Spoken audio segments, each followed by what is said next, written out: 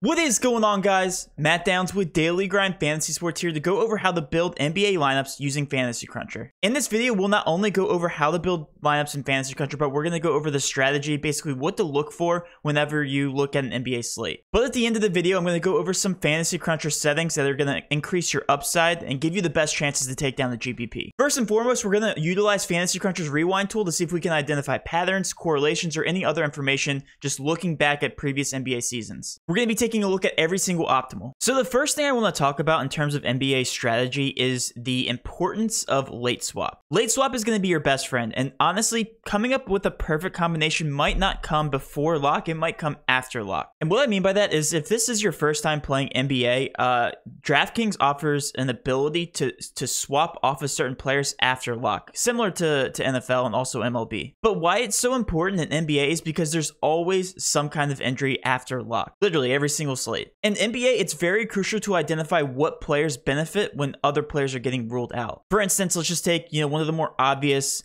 teams to target here when talking about injuries.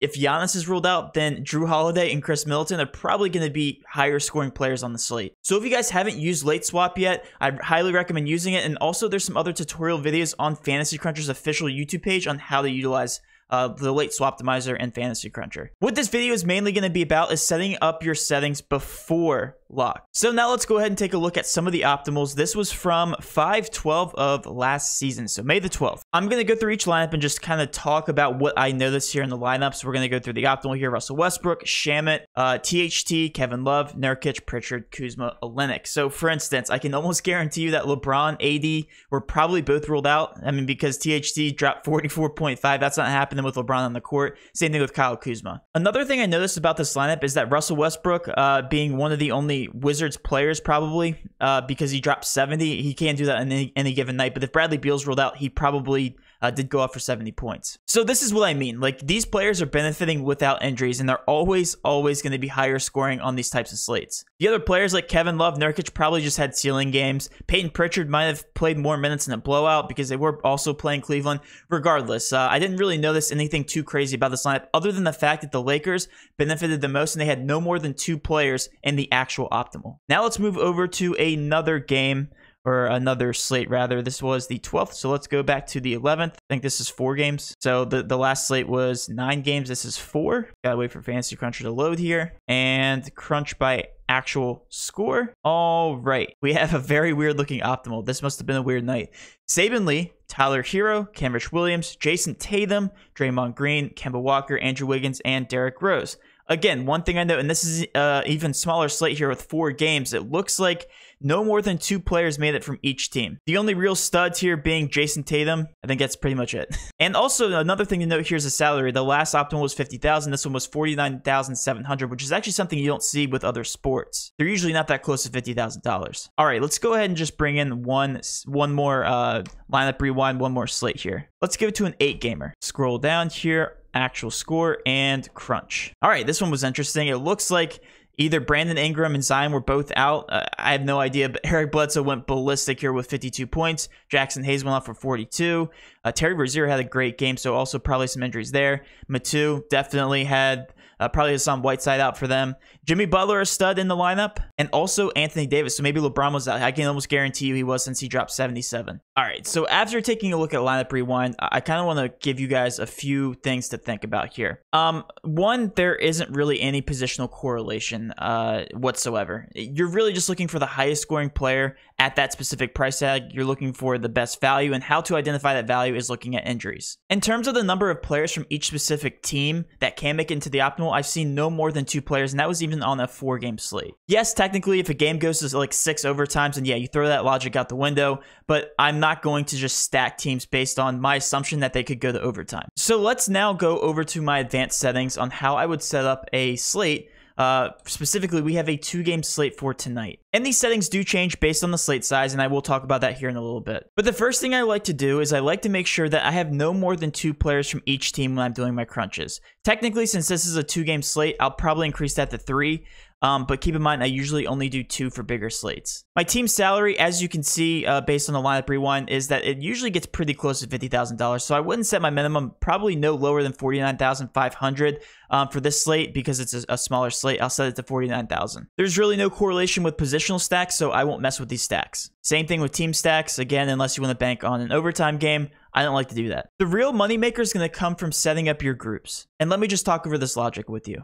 I want to target teams and groups with players that have superstars. For instance, let's think about the Brooklyn Nets specifically on the slate. The Nets have both James Harden and Kevin Durant. The chances of them both being in an actual optimal are very, very low. This is because both players are such heavy usage players that when one player scores, the other does not benefit. Or grab a rebound, assist, whatever. They cancel each other out the more times that they fill up the stat sheet. Unless this game is like 160 to 159, one of these players, one of these 2 players will make the optimal, the other will not. And the more teams you have on the slate, the less likely that 2 superstars from one team make the optimal. So by using my group settings, I'm able to identify superstars on each team and make sure I only have one of them from each specific team. So for instance, with each one of my crunches, whenever they have one of the other player of James Harden or Kevin Durant, they're only going to include one of those 2 players. So this is what my first group would look like here with James Harden as a key player and Kevin Durant.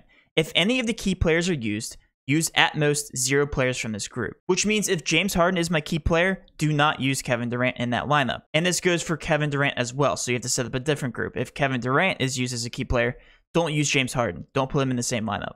At that point, you're gaining an edge from all the other DFS players that have both Kevin Durant and James Harden in the same lineup. They're probably not going to both have a ceiling game. One or the other will. Let's take another example here on the slate, the LA Lakers. We have Russell Westbrook identified as a key player in the lineups. Don't include LeBron James or Anthony Davis in that same lineup. You can keep scrolling down, use Anthony Davis as a key player, don't use Russell Westbrook or LeBron James. And then LeBron James, you guys get the point. Specifically on the slate, like Steph Curry has a higher ceiling than those Lakers because of the usage or lack thereof for the Golden State Warriors. And let's go ahead and make this make sense now. I'm going to run 500 lineups using ownership. I threw on my randomness to 5,000%. Again, you guys don't have to use that. I just want to prove to you guys that there's no more than one specific superstar from these teams. So now I see James Harden at 48%, Kevin Durant down here at 27%. So any lineups with James Harden should not have Kevin Durant in them. Let's go ahead and check off all of the James Harden lineups and make sure that there's no Kevin Durant. James Harden, Aldridge, James Harden, no Durant there. James Harden, James Harden, James Harden, James Harden. Nope, don't see Kevin Durant in any one of these lineups. So it worked. Now let's just go ahead and prove it for the Lakers lineups. Scroll down to Westbrook. I should see no LeBron James or Anthony Davis. Westbrook, Westbrook, Westbrook, Westbrook, Westbrook, Westbrook, Westbrook. You guys get it. Because now in each one of these lineups, I have superstars without their other superstar on their team in these lineups. James Harden, Chris Middleton, Russell Westbrook, and this does have Klay Thompson, so yes, I would exclude him from my pool because he's not playing. This one I have Westbrook, I have Drew Holiday, and Giannis, Russell Westbrook. As you can see, there's a lot of upside with these individual superstars. But those are the only real settings that I run for Fantasy Cruncher. Next would be identifying those contrarian lineups, and this has everything to do with contest selection. Don't be a fish when you use Fantasy Cruncher, and if you are running, let's say, 150 lineups, don't just crunch 150 lineups, select all, and then export to a CSV. Your job is not over once you crunch all your lineups. You have to go through and hand select the ones that are going to put you in the best spot to succeed in GPPs. I'll show you what I mean here. You're looking for very contrarian lineup combinations. What I like to do is I like to identify the lower owned guys that present very good leverage. And again, you can grab the updated leverage and what players do that on dgfantasy.com.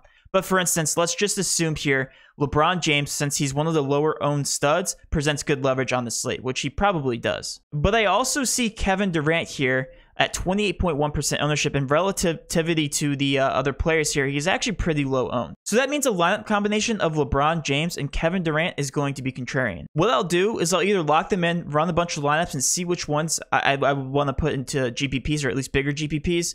And that's what I would do to create my edge there. Another thing that you can do is also crunch 500 lineups and see what players are near the bottom here. That would present good leverage. So like a superstar that appears in my lineups not often looks to be LeBron James and also Kevin Durant. So LeBron James, Anthony Davis. So like Anthony Davis and the combination of Kevin Durant would be very low owned. Same thing with Kevin Durant and LeBron James. This is kind of hard to show you because it's a 2-game slate, but you guys get the point. It's all about having those unique lineup combinations, because if those players do have a ceiling game, you're setting yourself apart. So for instance, with LeBron James being at 26% ownership, same thing with Kevin Durant around 27, if you have those two in your lineup, you're looking at a lineup combination of about 5 to 10% of those DFS players actually have that combination. So can you imagine if they both have a ceiling game, you're already setting yourself apart drastically. But honestly, guys, that is it. Stick closer to the higher owned players for smaller GPPs, for cash games, and then look for those unique lineup combinations the further you go out in contest size and selection. NBA is a lot more straightforward. Identifying the edge with injuries is something that you should always do first and foremost,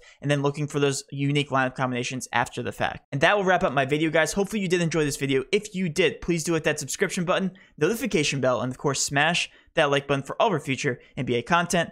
With all that being said, have a great rest of your day. Let's cash.